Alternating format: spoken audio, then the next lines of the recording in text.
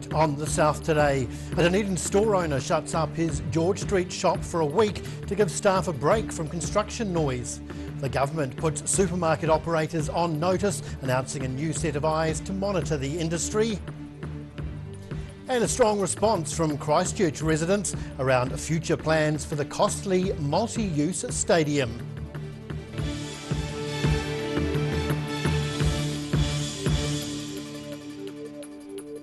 Kia ora, good evening, I'm Dave Gooselink. A high-profile retailer in Dunedin's George Street is shutting up shop for a week due to disruptions caused by the Central City redevelopment. Jewellery owner Brent Wetherall says he's giving himself and his staff a week off for their wellness. Cleaning the dust from roadworks off his displays. Dunedin jeweller Brent Wetherall is frustrated with the roadworks on Dunedin's George Street.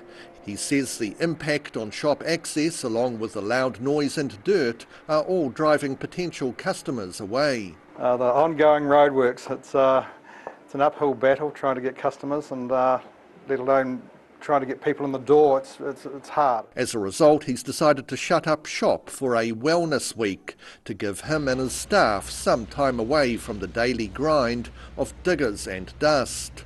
Wetherall says he's already noticed a significant decline in business since roadwork started 2 months ago. May was $30,000 down for the month.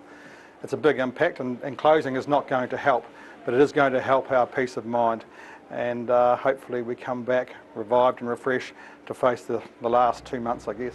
The Dunedin City Council insists it's making sure noise and vibration don't exceed acceptable levels, and it's got a scrim up to try and control the dust. It also says contractors can't always work at night, as that could disrupt local residents and would extend the time and costs involved in the project. Wetherall's long been a vocal opponent of the costly Central City redevelopment. The upgrades will cost more than $28 million and are part of an overall $60 million Central City project. Wetherall collected 6,500 signatures opposing the work, but councillors voted to proceed regardless. I can't really see the gain at the end result.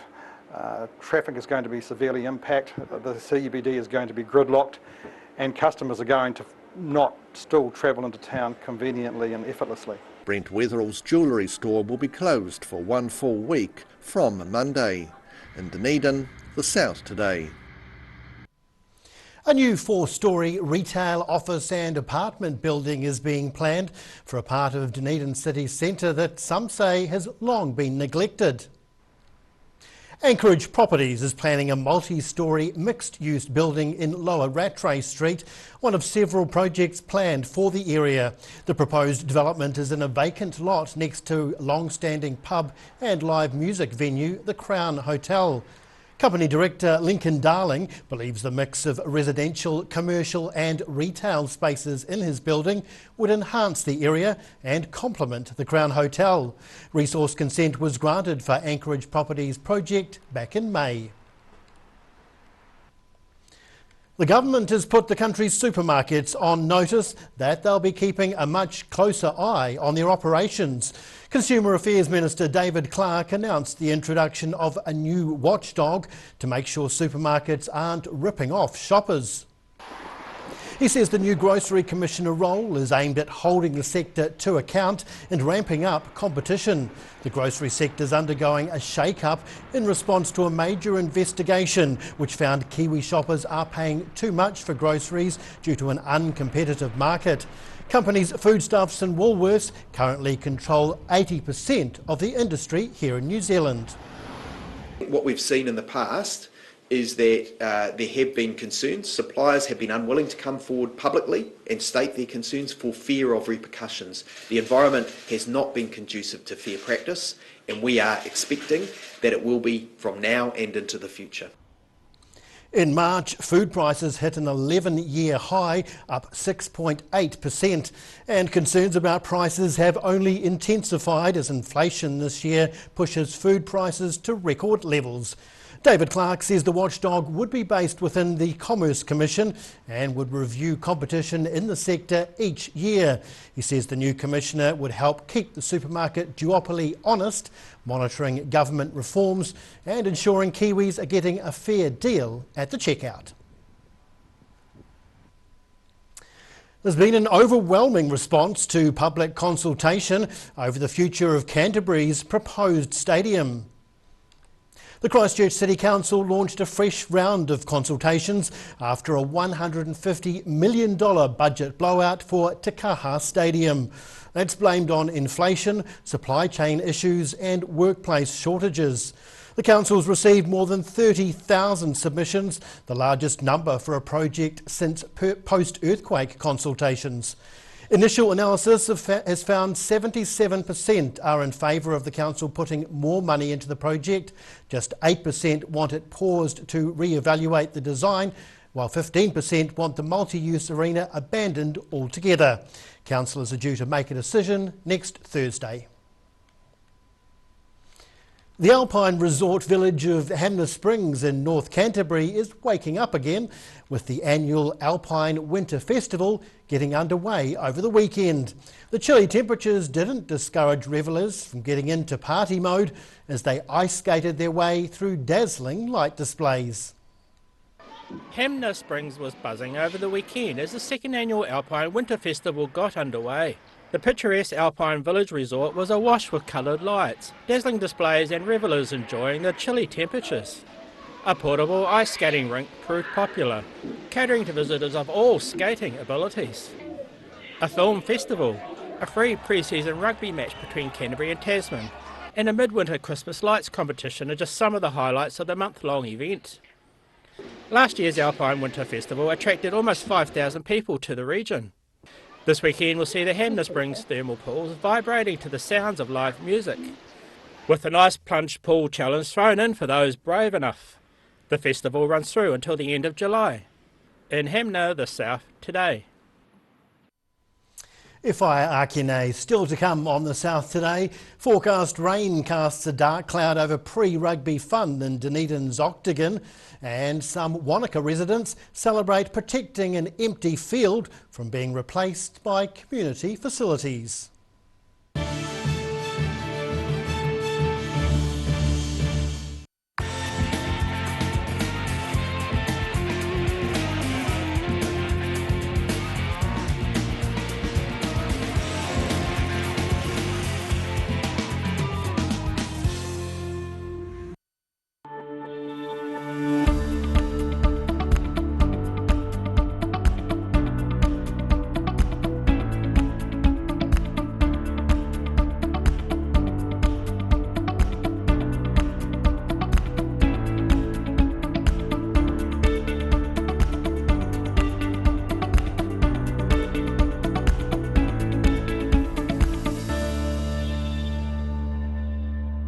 Living Well Disability Resource Centre, a not-for-profit charitable organisation and your one-stop shop for information and resources to help you retain independence. We offer a wide range of assistive products from jar openers to mobility scooters and provide assessments for Total Mobility, the half-price taxi scheme. Come and see the friendly team. You'll find us on the corner of George and Bath Streets, ground floor of Burns House.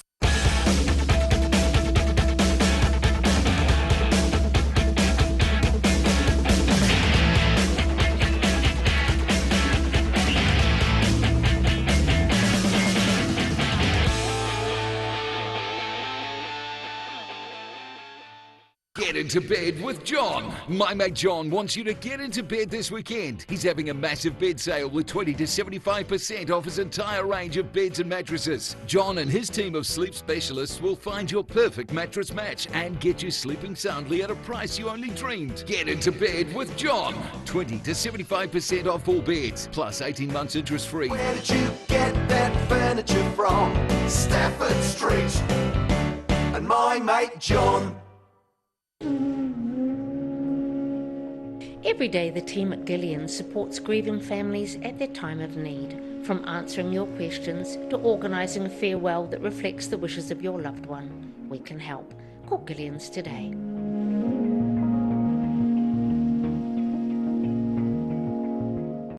Hi, my name's Matt and I'm the Dines Group CEO. Dines is a company that's focused on selling logistics solutions to its customers. We're passionate about selling efficiency and we've been selling efficiency for over 50 years now.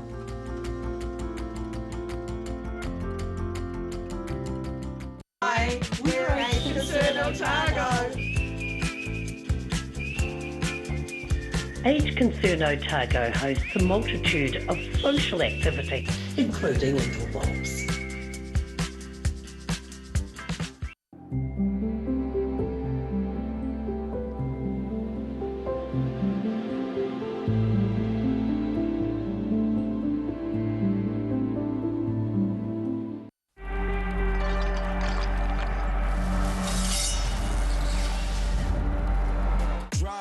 Drop when you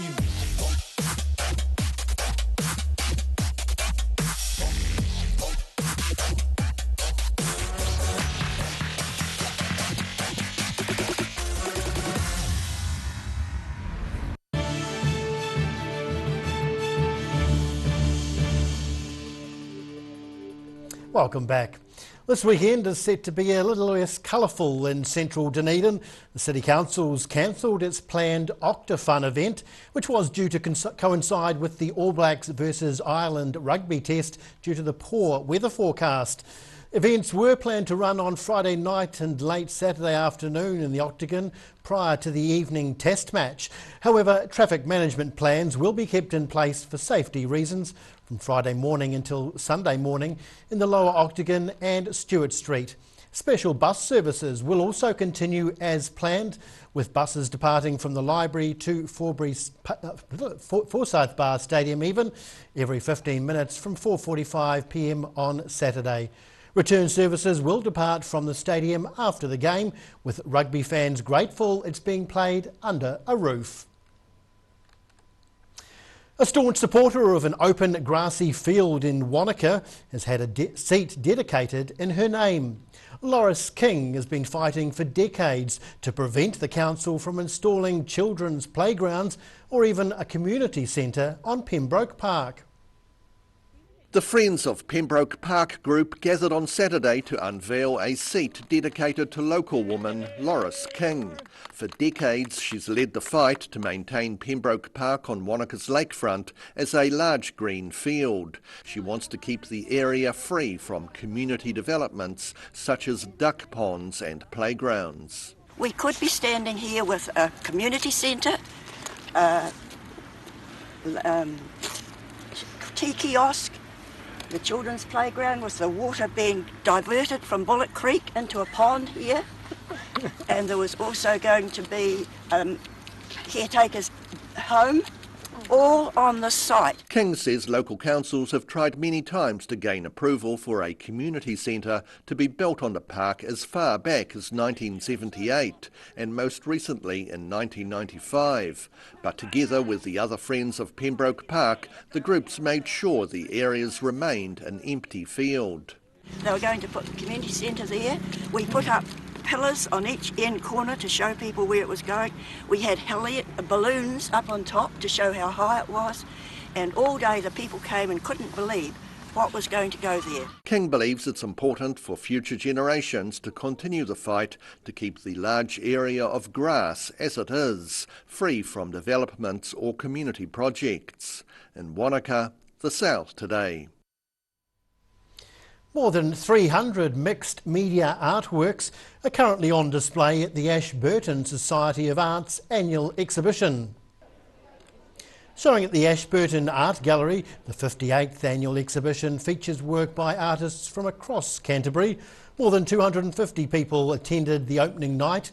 The show includes a premiere award of $3,000 plus 10 locally sponsored prizes for various categories. The exhibition is set to run until the end of July. A former Gore High School pupil has found a new hobby, making science podcasts while he studies at Otago University in Dunedin. Max Ballack has already created 7 talks with listeners logging in from around the globe to learn more about science.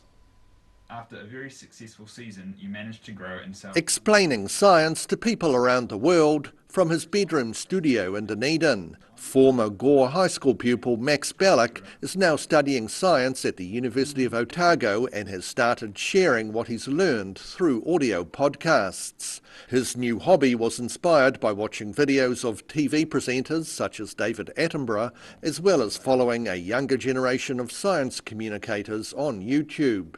In my childhood, watching a lot of science videos and podcasts myself, like David Attenborough, and stuff on YouTube like the channel Kurzgesagt, which is a fantastic resource for anybody, and anybody young listening to this, I'm almost certain would have heard of that channel.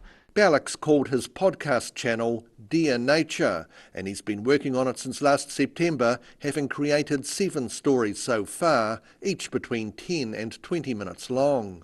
He says each episode takes about a month to research, write, record and edit. Not everybody has the time or the energy to go to university or read 1,000 books in their lifetime, so I want this to be an opportunity for them to have that themselves, essentially. And he's pleased to have his podcasts listened to by hundreds of people across the globe. There are listeners on every continent listening to Dear Nature, which makes me really happy, and I'm really, really proud of the work that I've done. And now the university is tapping into Ballack's skills. It's employed the young student to make 4 podcasts specifically for them. In Dunedin, The South Today. Hundreds of the country's gymnasts are getting ready for the National Championships set to be held in Invercargill next week. Otago will be represented by a team of 16 athletes, many drawn from gymnasiums in Dunedin and Balclutha. In training for the national stage, members of Otago's aerobics team are busy preparing for this year's New Zealand Gymnastics Championships to be held in Invercargill next week. The event covers a variety of different gymnastics codes, ranging from classical through to rhythmic and trampoline, and features athletes between 9 and 22 years old. Senior competitor Taylor McCorn says the competition's a highlight on the gymnastics calendar. We're really looking forward to going to Nationals this year. It's the one comp that we all look forward to each year, so yeah, it'll be really exciting.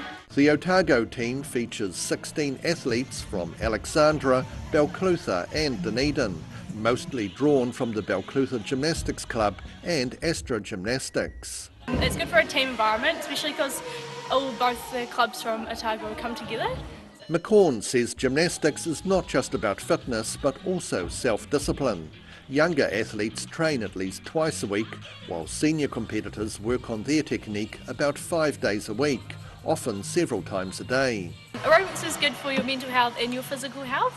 So mental health, because once you've done your aerobics you feel really happy after, and for physical it keeps you nice and strong and fit for any other sport as well, not just aerobics. The National Gymnastics Champs is set to be held at the ILT Stadium Southland over the second half of next week. In Balclutha, The South Today. Whaia Akine after the break on The South Today. All Blacks captain Sam Cane is prepared for a tougher comeback by the Irish this weekend, and we look at the wet weather leading into the weekend.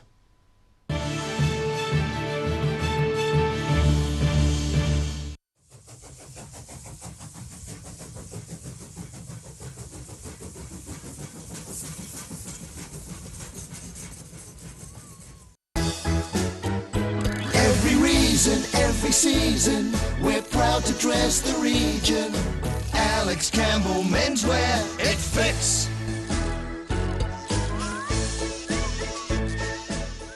Being a big softie takes training.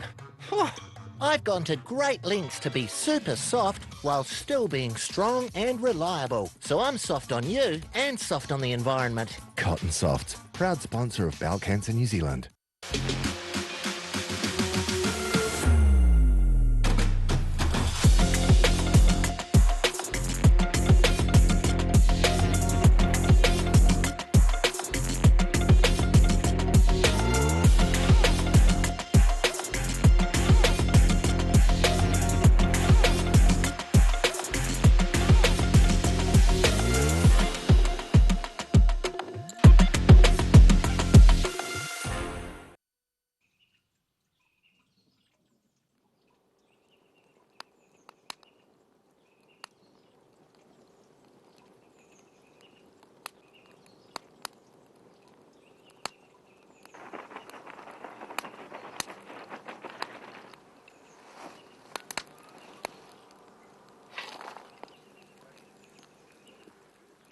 Come on, mate. The blue doesn't go with the brown.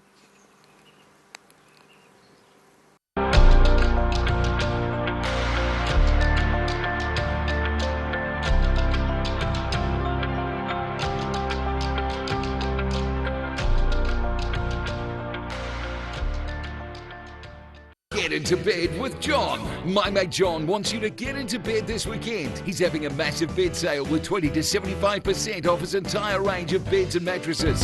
And my mate John.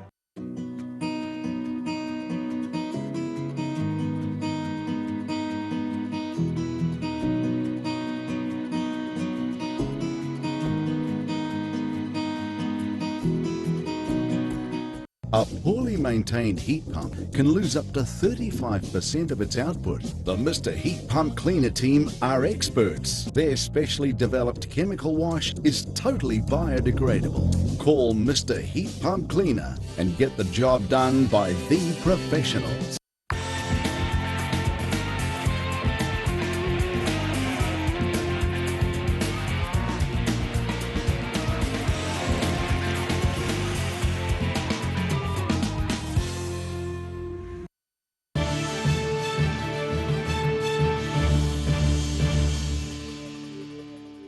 Welcome back.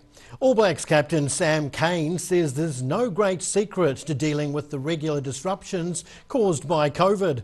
Cane spoke to media late yesterday ahead of the team's rest day on the golf course today.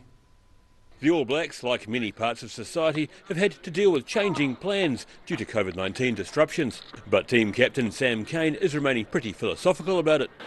It's almost, we've got to the stage where anyone who hasn't had it, it's lurking, it's going to strike soon, and poor Toops had to get it this week. Will Jordan, Jack Goodhue and David Havili are all on deck this week after having time out with the virus. But their current status for selection remains unclear. The All Blacks were training at Dunedin's Logan Park ground yesterday, just opposite the venue for Saturday night's second test against Ireland. Captain Cane believes illness and injury issues have helped bond the team. Not just the last week, it's probably been the last 18 months or ever since COVID struck really, that guys have learned to deal with things and roll the punches, and yeah, it's impressive the way it just doesn't fluster the boys. They just get on and then maybe someone else will step up, and that's the way it is again. However, there's good news in the Ireland camp, with reports their captain Johnny Sexton is fit to play on Saturday, after he sustained a suspected concussion last week. Ireland prop Ty Furlong is looking forward to playing under the roof at Forsyth Bar Stadium. I was there in 2017. I didn't play, but I remember watching the game. It's a cool stadium, isn't it? And obviously with the roof on, you know, it's not huge by numbers, but I remember the atmosphere there was electric down there for that game. So I can't wait to go down. The Irish team's expected to arrive in Dunedin tonight. In Dunedin, the South Today. And now recapping tonight's top stories on the South Today. Dunedin store owner Brent Wetherill Jeweller is shutting his George Street shop next week to give staff a break from construction noise. The government has put supermarket operators on notice, announcing a new grocery commissioner to monitor the industry on behalf of consumers. And there's been a strong response from Christchurch residents about the costly multi-use stadium, with 77% of respondents happy to pay more money to get it built. Now taking a look at what's happening in tomorrow's ODT, we welcome Associate Editor Joe Simpson. Hi. Coronet Peak is super angry at a string of power outages, making fears over hypothermic storms if it happens again when skiers are on ski lifts. You don't want that up in the cold mountain. No. South Dunedin's future draft program to be debated at City Council's Planning and Environment Committee. The weather is sent to dampen the big test weekend. Well, meanwhile, the All Blacks are playing golf and the Irish team arrive in the city tonight. More disruptions at Dunedin Hospital over COVID and general lack of ability to keep on top of it. And Ngāi Tahu's big shot at the climate action plan with an electric shot over a jet boat. Oh, that'll be fun. Fun ride. Apparently it takes 15 hours to charge. There is only one 20-year-old in this country who could be referred to as Your Worship, and he's the youngest JP in New Zealand. Oh, good on him. Excellent. Tomorrow's ODT. Thanks, Joe. Thank you. Now taking a look at the weather. Tonight's weather proudly brought to you by Mole Map. Starting with the situation, and rain will spread over the region tomorrow night or early Friday, marking the start of a prolonged unsettled period which will extend into the middle of next week. Heading to the top of the South Island, cloudy periods in Nelson, with rain in the evening and a high of 12 degrees. Cloud increasing and rain developing in Greymouth with a high of 13. And for Christchurch, mostly cloudy with drizzle developing in the afternoon and a high of 9. To our southern towns now, light to moderate easterlies and cloud increasing tomorrow. Expect 10 degrees in Balclutha, Lumsden, the Catlins and Gore. Travelling westwards to the Central Lakes, and light easterlies and cloud increasing here as well. Queenstown a brisk high of 6 degrees, Wanaka up to 7, Alexandra on 8, and Te Anau has high clouds and a high of 10 degrees. Looking to the northern towns, moderate northeasterlies and some high cloud in Oamaru and Timaru with highs of 10 degrees. Twizel and Omarama can expect light easterlies and cloud with highs of 8 degrees. Down to Dunedin, fine tonight with westerly winds, a low of 3. Sunny periods at first tomorrow, but high cloud increasing during the day with northeasterly winds and rain at night. A low of 8 and a high of just 9 degrees. And on Friday, overcast with periods of rain and strong northeasterly winds. A low of 9 and a high of 10 degrees. And now to Invercargill, frosty tonight and a low of 0 degrees. Milder tomorrow with moderate northerly winds developing, high cloud increasing during the day, a low of 8 and a high of 12. And on Friday, cloudy with periods of rain and gusty easterly winds, a low of 8 and a high of 10 degrees. And that's the news this Wednesday. For the latest news and videos from the southern region, head online to odt.co.nz, and you can follow Channel 39 on YouTube to catch our news bulletins on demand. Hei doa, nō reira, kia pai te pō, ka kite anō.